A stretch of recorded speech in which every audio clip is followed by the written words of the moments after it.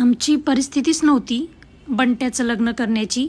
त्याच्या पप्पांना म्हणलं पण की कसं होणार. ते म्हणले तू देवावर विश्वास ठेव. आणि खरंच श्री श्री भागाबाई मातेच्या कृपेने आणि आशीर्वादाने माझ्या दोघी बिशा लागल्या आणि महिला बचत गटाकडून मला कर्जसुद्धा मिळालं.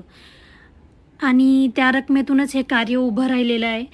आणि हे पा गड्यांनो, काही चूकभूल झाली असेल तुमच्या या गरीब बहिणीकडून तर माफ करा. आमच्या घरची चटणी भाकरीसुद्धा तुम्ही लोकांनी गोड मानून घेतली आणि इतक्या पावसातसुद्धा हंडे गुंडे बादल्यांचा आहेर घेऊन येण्याचे कष्ट तुम्ही लोकांनी केले.